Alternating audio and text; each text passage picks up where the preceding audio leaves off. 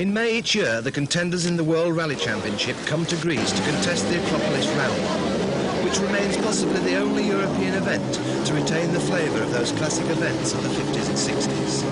But today, only the coming event matters. Audi's Volta. Walter, you must feel, or the team must feel, this is a very important event for Audi.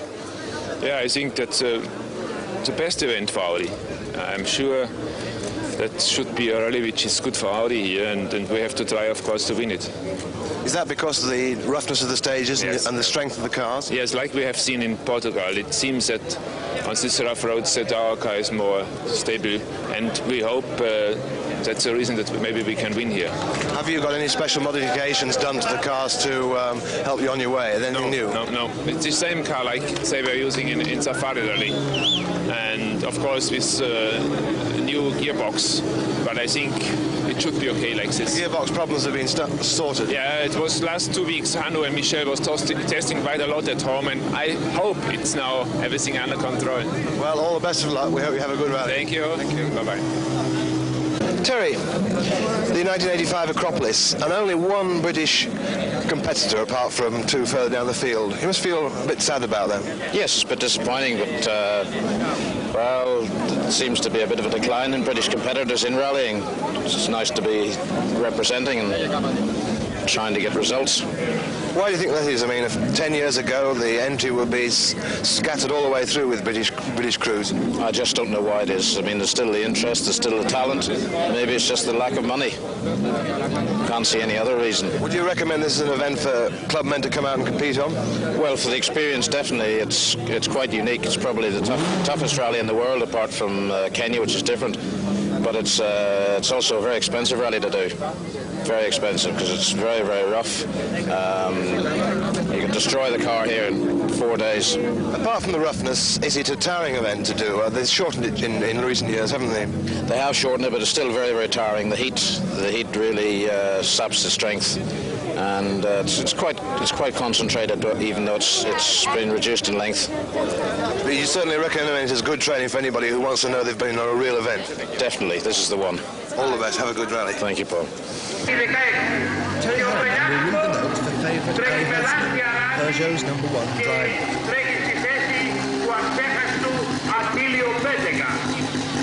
Harry, the previous wonderful record this season, the Peugeot, has been dented a bit in the last couple of events. Have any lessons been learned, do you think? No, I don't think it has been down to a car, really. It's just one of those things, and what have happened on last 3 rallies. So, but I think we will put it right again on this one. Any suggestions yet of team orders? Then this must be a question that you get asked an awful lot. There are 2 of you there at the front of the table. What's going to happen as the season progresses?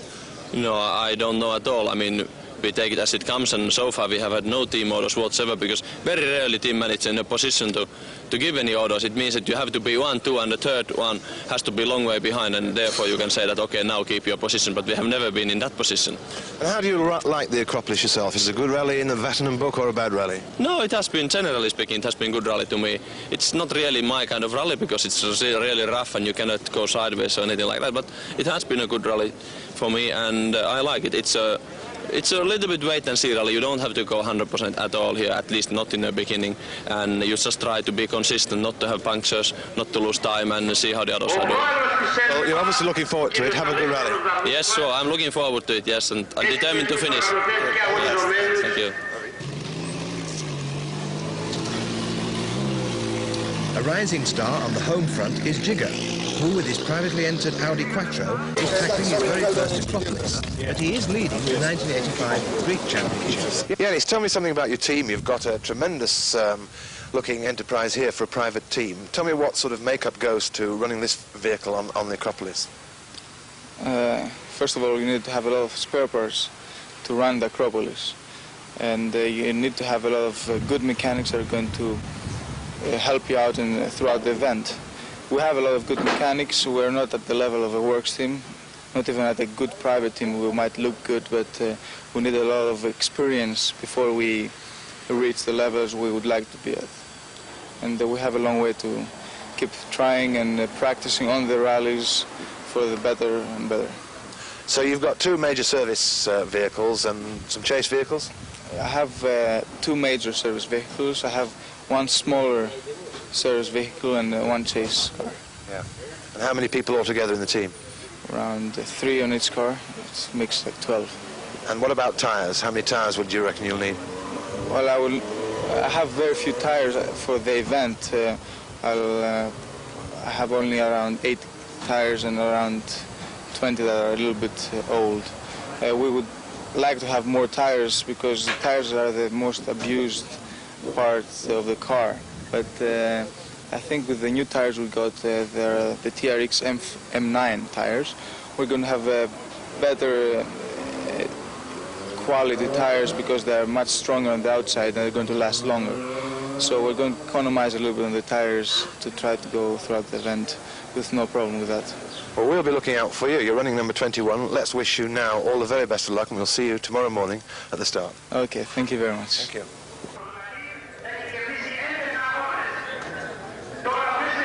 The Athens police stand by to escort the cars through the atrocious traffic and out to the city limits.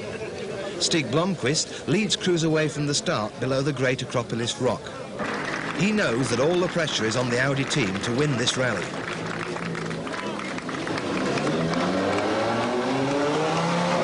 Vatterman, after his run of 6 World Championship wins, has lost his winning ways. He must be anxious to get back into the points and maintain his claim on the World Championship.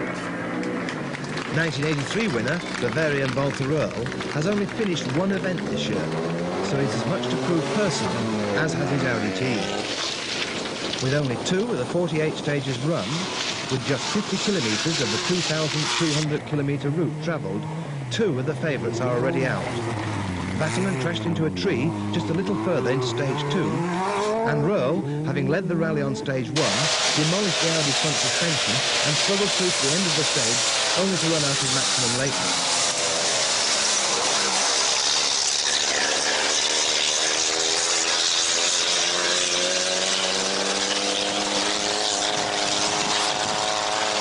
No problems, however, for Finn Timo Salonen, who takes an early lead by pulling out a 6-second advantage from last year's winner, Swede Stig Blomqvist. The world champion is determined to keep the Peugeot at bay, knowing that over the rough Grecian track, his stronger car has more chance of staying in one piece. Italian washing machine heir Andrea Zanussi is applying driving skills as well as science to hold an early 3rd place, 42 seconds down on the leaders. 14 seconds further back is the Porsche 911 of Middle East champion Al Hajjari. He rockets through to report 3rd fastest time here on stage 2. Next, another 14 seconds behind, comes Ingvar Carlsson in the works Mazda RX-7. Usually highly spectacular, this Swedish ace is playing himself in gently. He knows this is a long, tough event. The highest placed Nissan is that of Kenyan Mike Kirkland, keeping well ahead of fellow countryman and teammate Shekhar Mehta.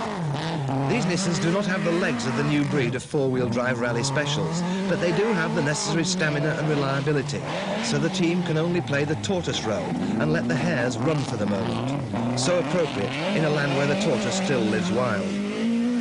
Special stage 4, and we're near Thiva to the northwest of Athens. With the hares down to 2, Salonen leads Blomqvist by just 11 seconds. The tortoises in the rest of the field settle into a rally of their own, knowing that even trying to keep up with the hares will mean a broken car.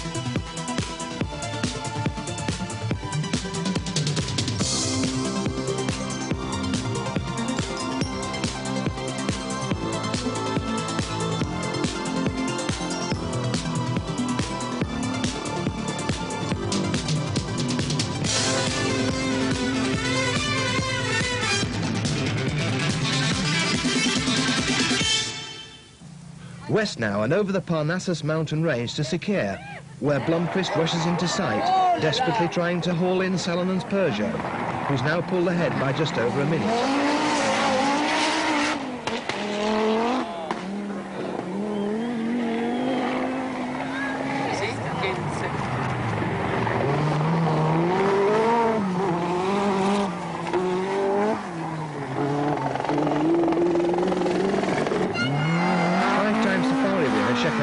partnered by his wife Yvonne.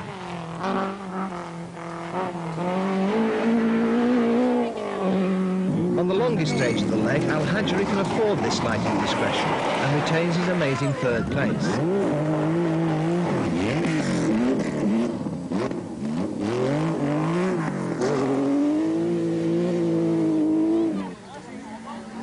Another new Greek talent, Stratisinio, neatly attacking the corner and wasting no time.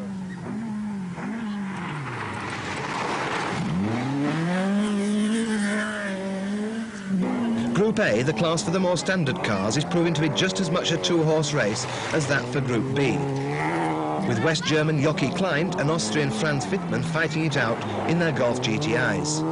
Wittmann just has the edge. North of Perivoli, where there used to be just dust, there's now a ribbon of new asphalt and a chance to extend the cars.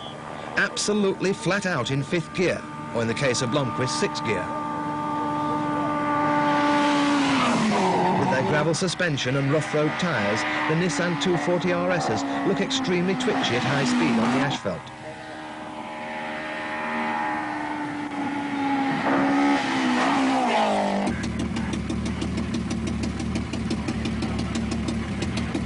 Al-Hajri's efforts show on his brow, and as the sun dips, only 3 stages remain before a welcome rest in Kalambaka.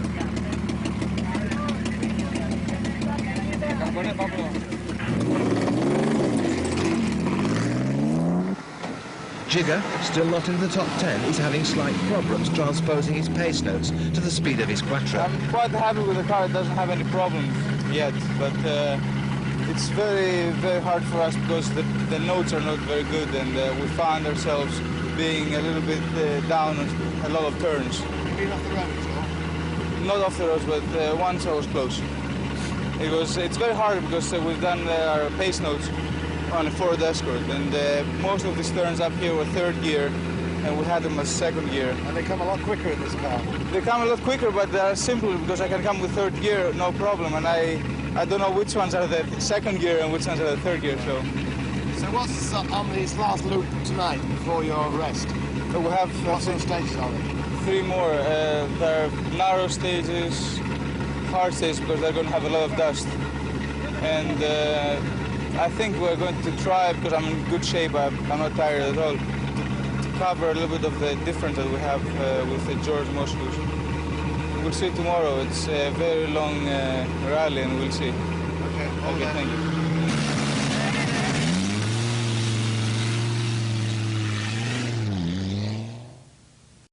The second leg takes the rally back south to Laganissi by roughly the same route as leg 1, but in reverse. The roadmen have been at work again on the famous Meteora stage, and almost overnight, certainly since the road book was prepared, the first 3.5 kilometres are now clothed in brand new asphalt. Salonen has a buffer and can dictate the pace, knowing that in a straight race Blomqvist cannot beat him. Nevertheless, Stig tries as only Stig can, and this sort of treatment tests the car's transmission to the limit. 500 horsepower through 4 wheels can lay a lot of rubber for sure. Ingvar Carlsson still leads the conventional car rally. In 4th place, Shekhar Mehta. Mehta comes to Greece because apart from his home safari event, this is the only championship rally which favours the long-distance man. Not for him the sprint events of Scandinavia, or the lottery of the RAC in Britain's November fog. Now the second of the works Mazdas, in the hands of Achim Warmbold from West Germany.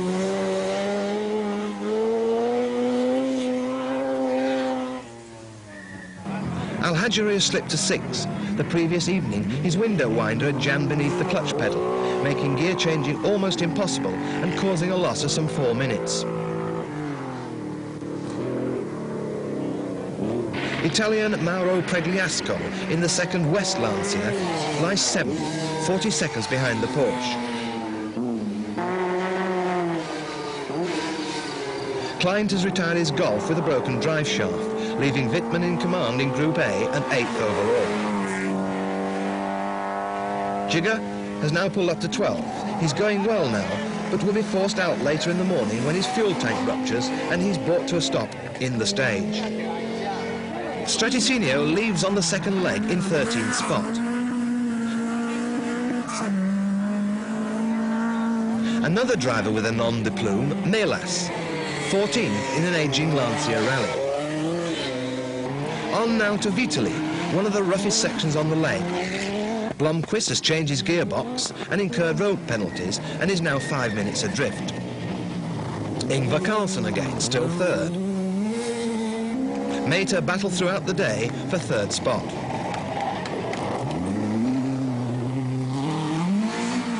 Saeed Al-Hajri struggles to make up his lost time.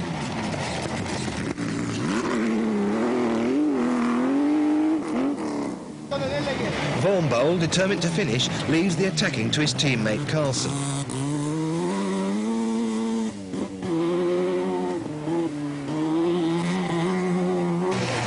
The West team is headed by Pregliasco, just in front of teammate Zanussi, delayed by punctures and throttle control troubles. He climbs up into the hills from Vitali before facing the staircase of boulders on the road down to Suka.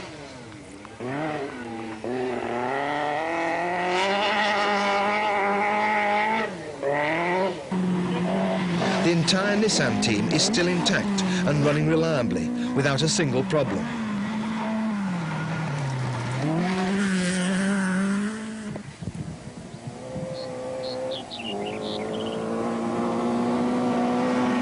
Franz Wittmann has a 10-minute lead in Group A, and not surprising, judging by the slow speed of this Audi 80 Quattro.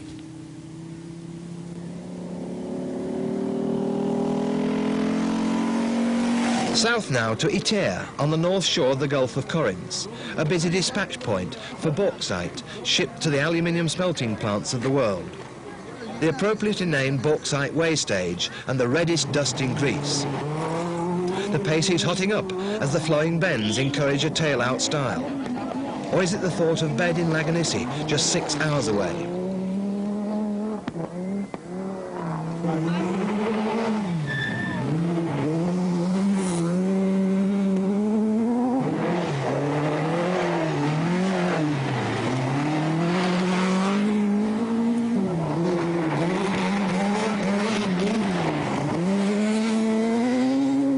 Pregliasco showing evidence of a brush with the unforgiving Greek scenery. Greek national champion George Moussous. This is the last we shall see of Zanussi. After an event full of trouble, he retires with broken suspension all round. East now to Prodromos, and another rough one. Salonen has a 7-minute lead.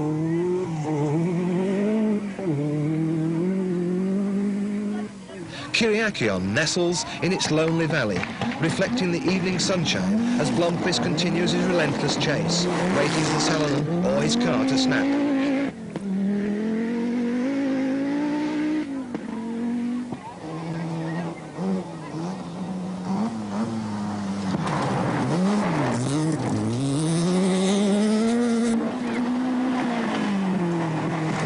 A typical Acropolis dusty hairpin brings out a variety of styles in the Nissan camp.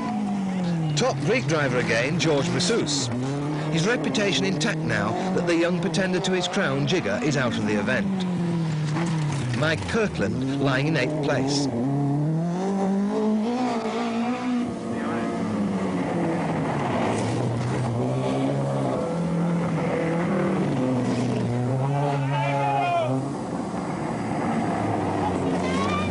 Before the rest, a stop in Athens, where as much service as possible is carried out, as once the cars are into parts paramount, no further work is allowed to be done. Service time is grabbed to re-prepare the cars for the final night of leg 3. We asked Timo Salonen what conditions the roads were in. No, you know, it was not difficult, but this and the next one, we have very bad condition, those roads, very rough, and we go slow, very slowly in through, and then we go. You have a large margin, of course, at the moment, so you can afford to take it steady and make certain you get through. Yes, it's stupid to go flat out now and maybe break the car, you know. Right. It's smart. Right. As long as we have this gap between Blomqvist, a few minutes. Yeah. All the best for the night anyway. Enjoy your evening. Thank you.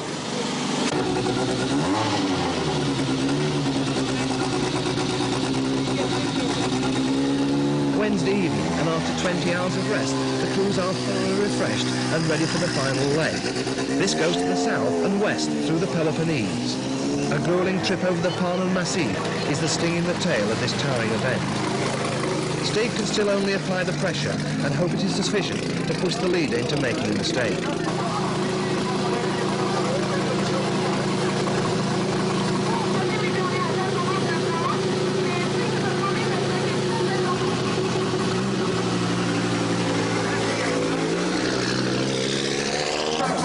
No such worries for Ingvar Carlsen. He's nearly half an hour behind, and he now has the measure of Mater behind him in the race to win the two-wheel drive round.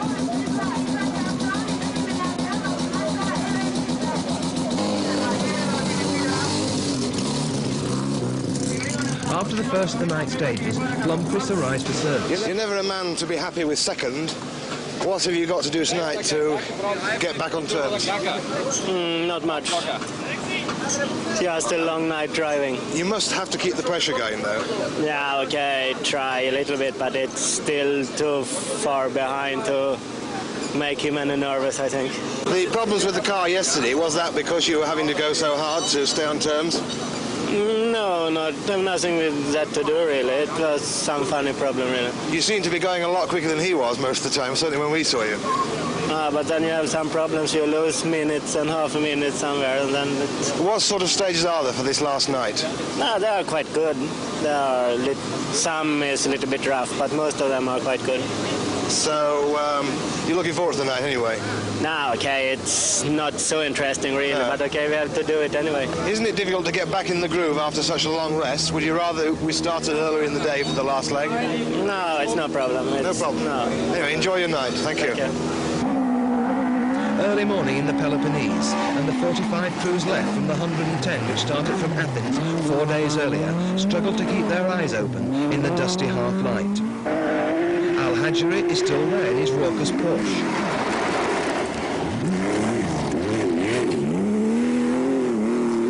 The incredible reliability of the Nissans means a 100% finishing record. All 4 cars will reach the end in Glyfada.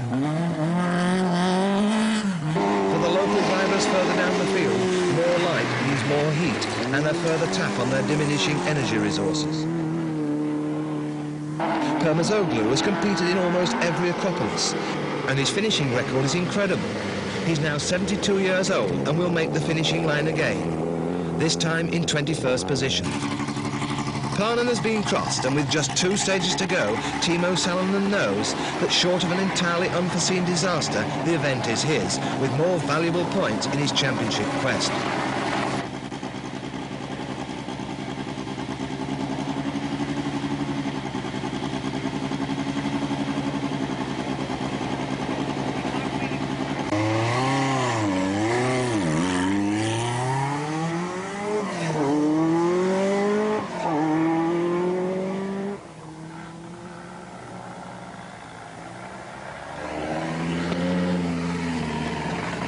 Blomqvist never gives up though, and the asphalt start to the 14-kilometre Malevis stage gives him another opportunity to display the incredible grip and acceleration from the 500 brake horsepower machine.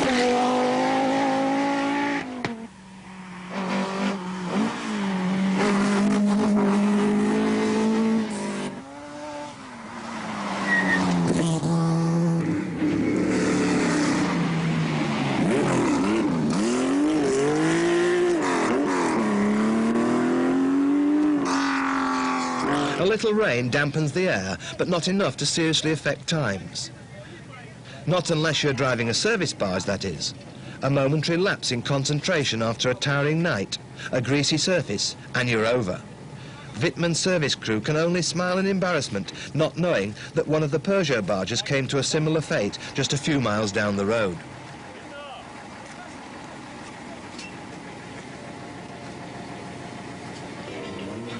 With the Greek elections choking Athens, the finishing line this year was moved to Glyfada, and Group A winner Franz Wittmann is delighted, despite his mechanics problems. But for Salonen, his first ever Acropolis win, after a trouble-free and rarely threatened run. Timo, did at any time you feel you weren't going to win, or was it pretty straightforward? You know, I felt, of course, because we were leading, but I was worried all the time that if something happened, you know. What was the biggest worry? you know, in car always, because by driving I know that never Blomqvist can catch me. But you know, always the cars. You've now got a very commanding lead in the championship. How are you going to play the rest of the season? I do my best, and now of course I try to be world championship. Well, many congratulations. We hope you make it. Thank you very much.